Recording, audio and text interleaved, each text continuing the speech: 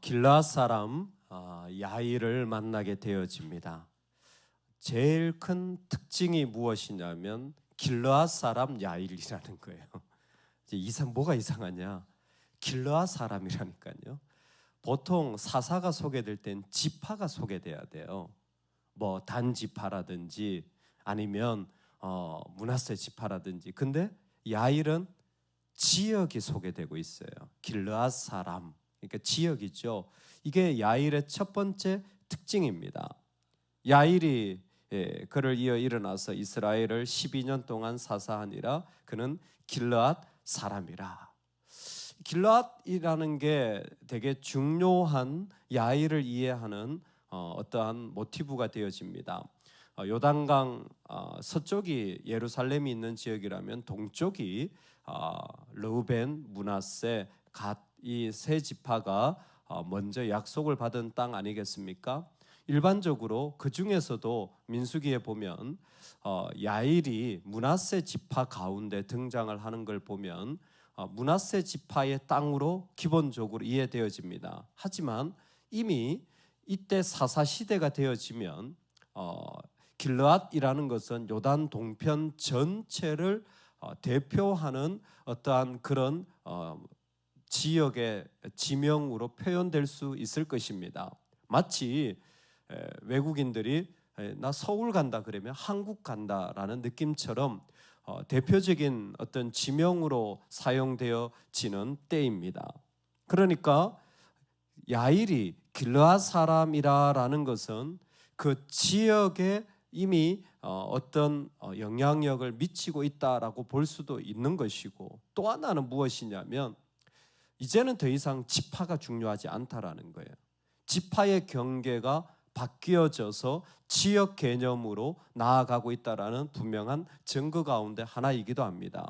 즉 내가 무슨 지파인지보다 그곳에 영향력을 끼치는 도시나 어떤 지역이 훨씬 더 중요해져서 그 지역을 중심으로 다시 재편되어진다고 볼 수 있는 겁니다. 아프리카 지역에 가면 참 비극적인 일이긴 하지만 이제는 더 이상 종족 중심이 아니잖아요. 마사이 부족하면 그냥 한 나라에 걸쳐 있지 않고 한 4-5개 나라에 걸쳐서 그 부족이 흩어져 있잖아요.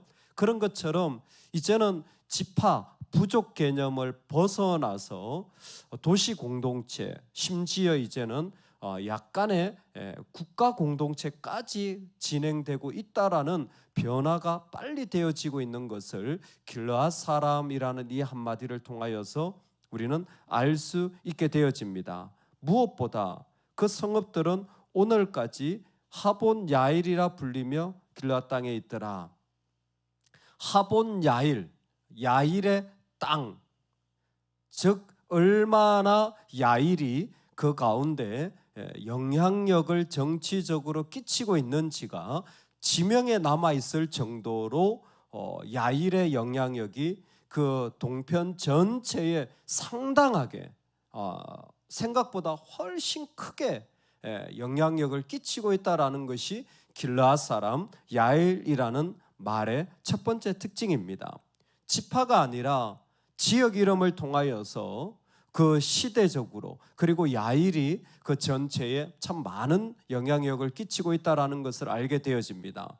두 번째, 길르앗 사람 야일이라는 말 속에서 우리가 약간 좀 고개를 갸우뚱거릴 만한 것은 그 후에 길르앗 사람 야일이 일어나서 22년 동안 이스라엘의 사사가 되니라 라고 했는데 어떤 야일의 기사 가운데 하나님에 대한 이야기가 없어요. 사사의 핵심은 부르심입니다. 하나님이 부르셔야 사사가 되어지는 거예요. 그래서 모든 사사들은요, 첫 번째 이야기가 부르심부터 시작이 돼요.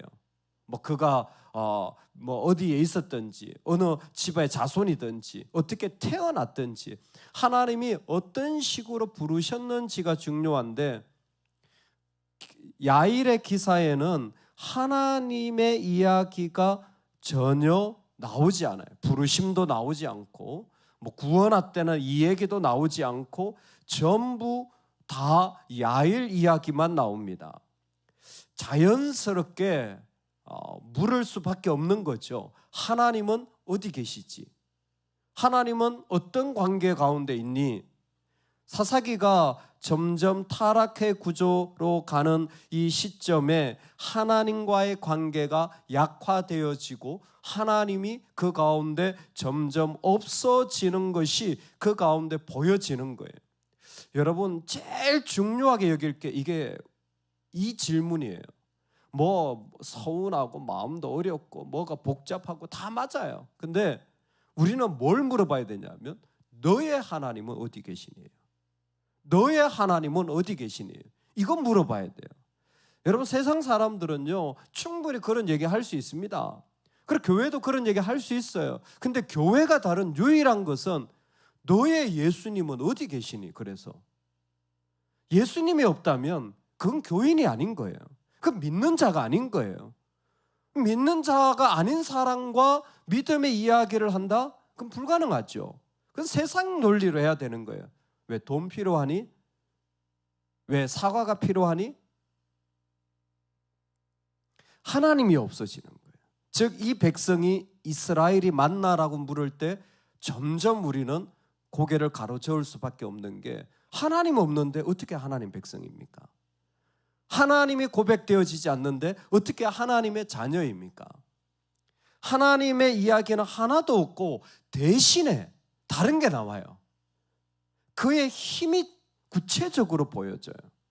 그에게 아들 30명이 있어서 어린 낙이 30을 탔고 성읍 30을 가졌고 그리고 그 성읍들은 길르앗 땅에 있고 오늘까지 아들 30, 낙이 30, 성읍 30 상당한 그의 힘을 보여주고 있습니다.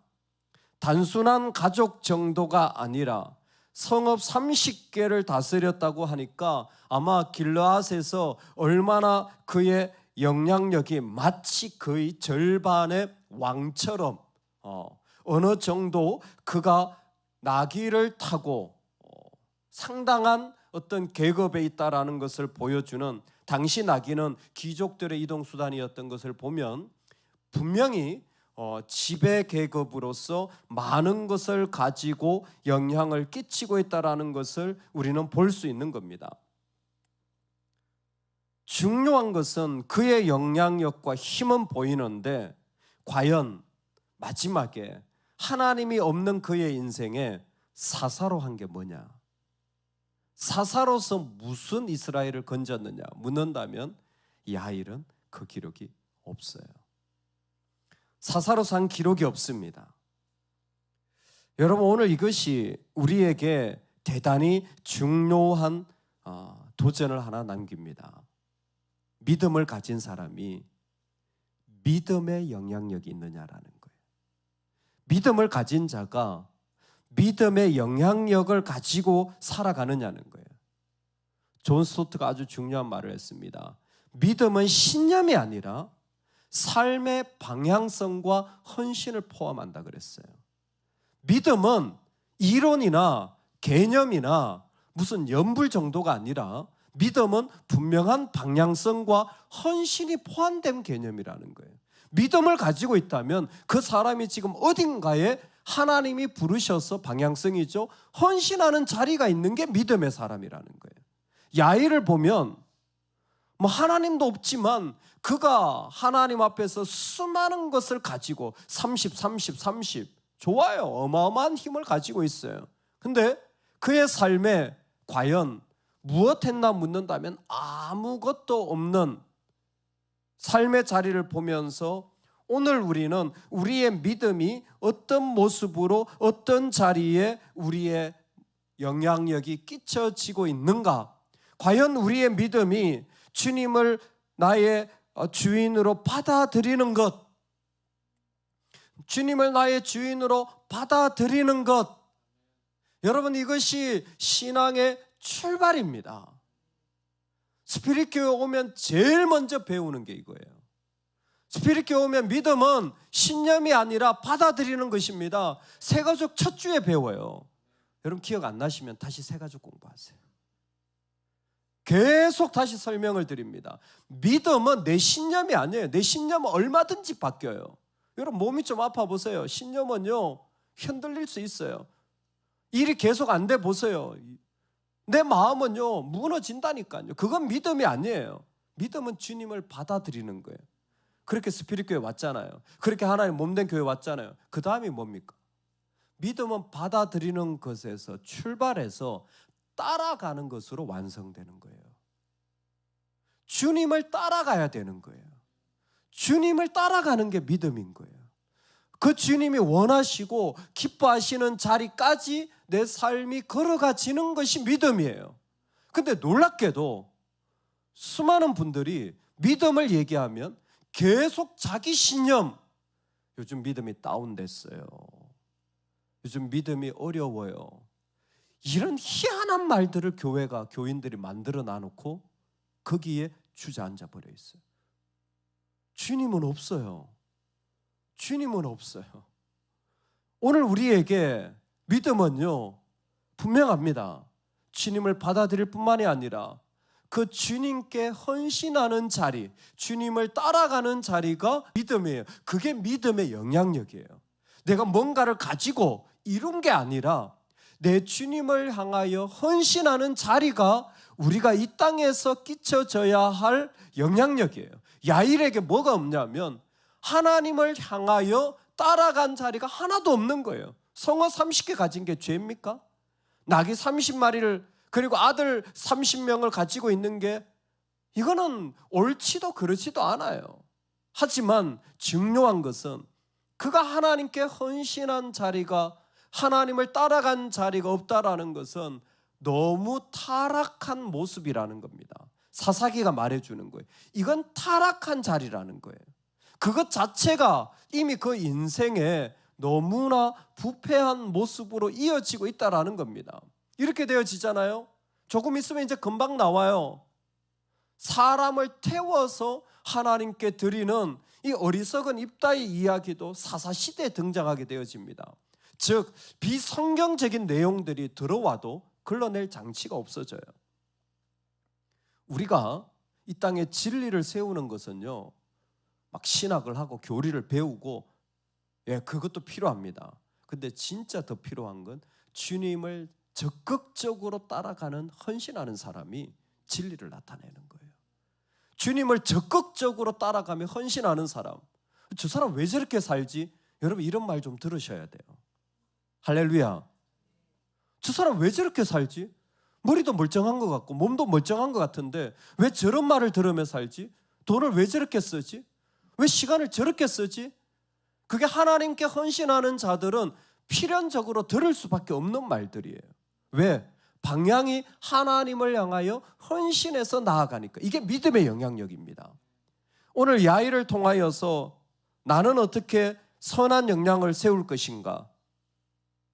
주님이 우리에게 보여주셨습니다. 자기 약함과 십자가에만 근거해야 됩니다. 사도 바울을 통해 고린도후서 12장에 내가 약할 때 강함이라. 내가 약할 때, 여러분 이게 정말 들려지시면 좋겠어요. 내가 약하여진 곳이 십자가만이 영향력의 출발이 되어져요.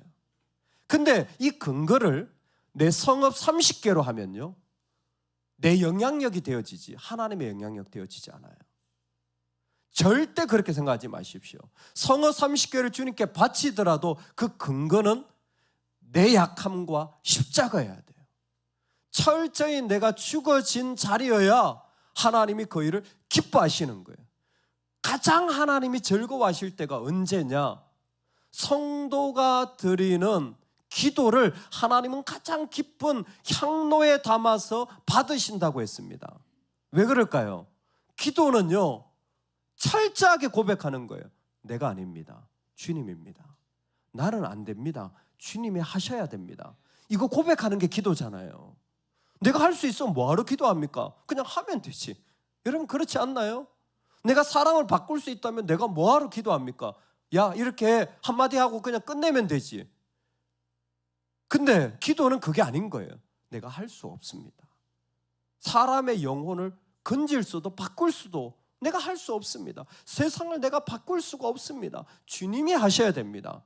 그 기도를 받으시고 주님은 이 땅에 그 약함을 고백하는 자들, 그 십자가를 고백하는 자들을 통하여 지금도 역사하시고 일하고 계십니다. 할렐루야. 여러분, 오늘 세상이 바뀌어져요. 지파가 아니라 지역 개념으로 어마어마한 세상의 변화들이 있는 곳에서 중요한 것은 그런 것이 아닙니다. 하나님이 우리에게도 길르앗 같은, 하본 야일 같은 삶의 자리를 주시고 참 많은 것들을 허락해 주실 때 그 영향력이 어떤 모습으로 끼쳐지는가예요. 항상 제일 중요하게 여기는 것, 당신의 하나님은 어디 계십니까? 당신의 하나님은 도대체 어디 계십니까? 하루 종일 염려하고 앉아있는 사람을 향하여 우리는 물어야 돼요. 너의 하나님은 어디 있니? 좋아, 다 좋아. 근데 하나님은 어디 계시니? 그럴 때 야일은 대답하지 못하고 심지어 그의 삶의 자리에 하나님을 위하여 이룬 것조차 아무것도 없는 시간이 그냥 흘러가 버립니다. 오늘 우리 자신에게 믿음의 영향력을 기도하게 되어져요. 하나님, 이 땅에 있다가 주님 따라간 발자국이 남겨지게 하여 주옵소서. 주님 따라간 발자국이 남겨지게 하옵소서. 할렐루야. 저는 우리 교회가 정말 기회의 땅이라고 생각합니다. 왜냐하면 많은 분들이 찾아와 주시고 그리고 수많은 하나님의 일들을 할 수 있는 기회가 있고 어디에나 하나님을 향하여 걸어갈 수 있는 자리가 열려져 있기 때문입니다. 처음 오신 분도 주님을 섬기는 부분에는 아무런 어려움이 없어요. 그럴 때에 하나님을 향한 발자국을 내가 남기는 것이 아니라 주님이 나를 통하여 사용하시기 좋은 그러한 시간에 우리 모두가 부름을 받았다고 생각되어집니다. 그냥 내 눈에 주님 이게 필요한 것처럼 보이고 교회가 필요한 것처럼 보일 때 나아가면 그 모든 것들이 하나님을 향해 나아가는 기회가 되어지는 거죠. 얼마나 아름다운 축복입니까? 인생 가운데 주님을 섬길 수 있다는 게. 그 섬김의 자리에 나아갈 때에 그 근거는 나의 약함과 십자가여야 합니다. 내가 다 내려놓아지고 나는 안 됩니다. 주님이 하셔야 됩니다. 내 목소리는 잠잠하여지고 내 생각은 없어지고 오직 주님만 고백되어지는 그 사람, 그 모습, 바로 그 자리 가운데 하나님은 하나님을 나타내셔서 네가 나의 영광을 드러냈다 말씀하여 주시는 축복이 있기를 간절히 축원합니다. 아멘.